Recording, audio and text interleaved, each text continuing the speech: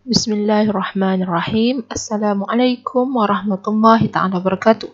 Bertemu lagi kita pada video yang seterusnya bagi mata pelajaran Fiqh tahun 1 bersama dengan Ustazah Siti Rafidah.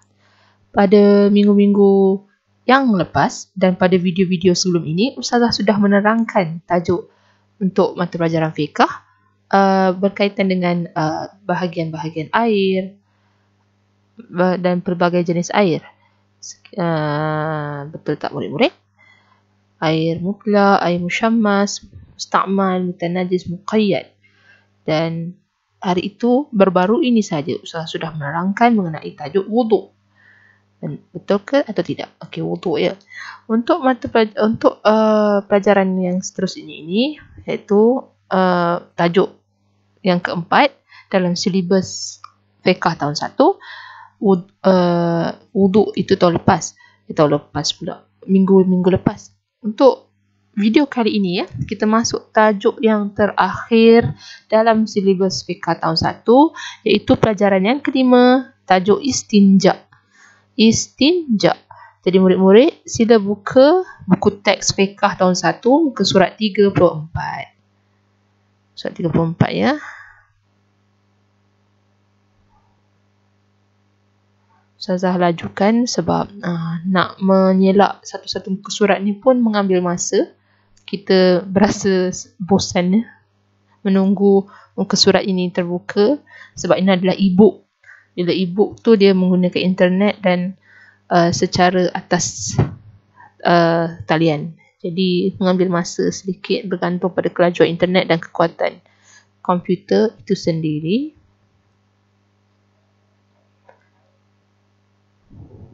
Kita dah belajar sebelum ni pasal wuduk dan pada hari ini kita belajar mengenai istinja. Jadi murid-murid yang dah buka muka surat 34 ataupun belum, bolehlah menonton video ini, menengok video ini. Apakah itu pengertian dan hukum istinja? Kalau murid tengok ada gambar tisu, ada gambar baby yang sedang dibersihkan oleh ibunya. Apa itu istinja? Istinja ialah membersihkan kubul dan dubur sebelum membuang air kecil atau besar. Hukum beristinja adalah wajib. Jadinya murid-murid membersihkan kubul dan dubur, iaitu bahagian lubang bahagian yang terbuka, rongga yang terbuka di bahagian bawah iaitu bahagian kubul. Dan kubul tu adalah bahagian kemaluan, dan dubur ni masing-masing tempat keluarnya najis yang berat tu lah ya. Bukan najis air kencing, ni najis yang betul tu. Jadi sebelum membersihkan kubul dan dubur selepas membuang air kecil atau besar. Jadi bila dah membuang air kecil atau buang air besar, jangan lupa, jangan tak buat istinja. Istinja ni adalah membersihkan kedua kawasan tersebut ya. Hukum beristinja adalah wajib. Kalau kita tak membersihkan kawasan kubul dan dubur, nescayalah kita akan merasa tidak selesa. Dan bukan sahaja tak selesa, kalau kita pakai pula selepas tu seluar, confirm seluar tersebut akan terkena dengan sisa-sisa najis tadi. Sebab apa? Sebab bahagian tersebut tidak dibersihkan, tidak dilakukan istinja. Dan kebiasaannya dilakukan oleh orang mana? Orang kafir, ya, orang bukan Islam. Orang Islam Allah ajar, Allah arahkan, Allah telah maktubkan kena beristinja, kena menjaga kebersihan diri. Jangan tak buat, jangan tak lakukan. Okay. Kita tengok muka surat 35. Muka surat 35 ini adalah merupakan alat-alat istinja ya. Sekiranya murid-murid tidak menjumpai air ketika selepas selesai qada hajat, iaitu membuang air kecil dan air besar, tak jumpa air, ada lagi 4 alat-alat istinja yang lain yang boleh diguna pakai ketika ketiadaan air, iaitu daun kering, kulit kayu, tisu dan juga batu. Batu ni perlu pilih batu ya, jangan pilih batu kerikil ke. Kenapa? Sebab batu tersebut tajam, mampu melukakan kawasan tersebut ya. Kawasan tersebut, dua kawasan ini sangat sensitif ya pada tubuh badan manusia, mudah sangat terkena penyakit dan sebagainya. Jadi jika tak dijaga dengan betul, tidak dirawat dengan baik, memang mudah untuk kena penyakit dan memang mudah untuk berasa tak selesa. Jadi batu yang perlu dipilih untuk melakukan istinja ialah batu yang mempunyai permukaan yang licin, yang rata. Jangan pilih yang tajam ya, yang berliku-liku, yang beraluk-aluk tu tak payahlah. Memang mampu melukakan. Bila melukakan berdarah nanti sendiri juga susah. Ya, ada 5 jenis alat-alat istinja. Kita tengok muka surat yang seterusnya, iaitu muka surat 36. Okey, cara-cara beristinja ya. Istinja, kalau istinja dengan air dan benda-benda kesat. Okey, yang tadi tu air lah. Lagi 4 alat-alat yang tadi adalah benda-benda kesat. Yang pertama ialah membaca doa sebelum masuk tandas. Ini adalah wajib sekali. Sebelum masuk tandas pun kena dah tutup kepala.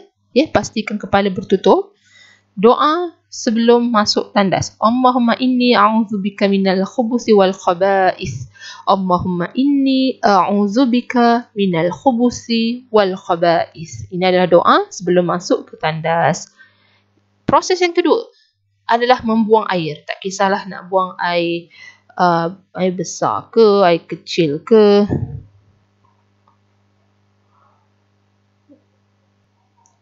Yang tadi kedua membuang air. Yang ketiga ialah istibra'.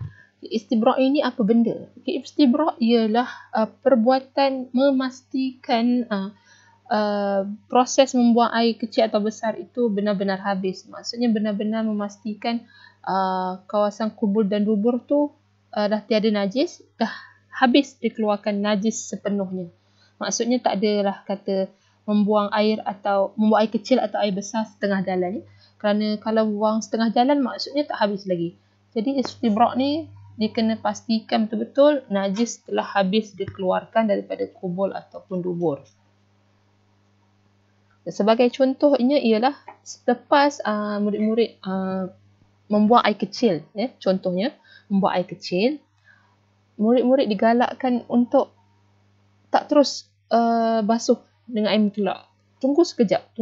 Kadang-kadang air kencing ni dia ada sisa yang belum turun lagi daripada pundi kencing, dia tak habis keluar lagi.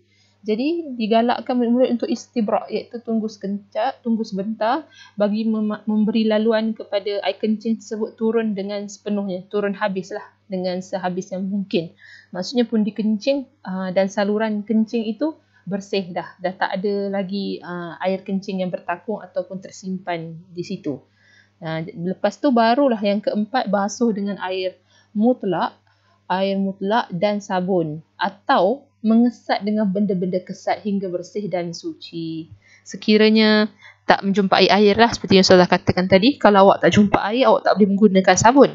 Jadi gunakanlah bahan-bahan kesat, daun kering, batu yang permukaannya licin, tisu dan juga kulit kayu. Ya, kulit kayu pun jangan cari kulit kayu yang bercerakah, yang banyak selumbar. Itu memang menyakitkan lah kubur dan dubur kita. Jadi gunakan kulit kayu yang licin, yang tak ada sebarang selumbar di atasnya. Ya, pastikan kesat tu dengan betul-betul bersih lah, sampai rasa diyakini tak ada najis yang terlekat lagi di kawasan kubur dan dubur. Dan yang terakhir sekali ialah keluar tandas dengan baca doa ya. Alhamdulillahilladzi azhaba anni al-adha wa afani. Alhamdulillahilladzi azhaba anni al-adha wa afani. Itu adalah doa selepas keluar daripada tandas. Ustazah rasa itu sahaja untuk tajuk ini ya. Tengok muka surat 38. Okay, 38 dia ada bagi 38 istibra'.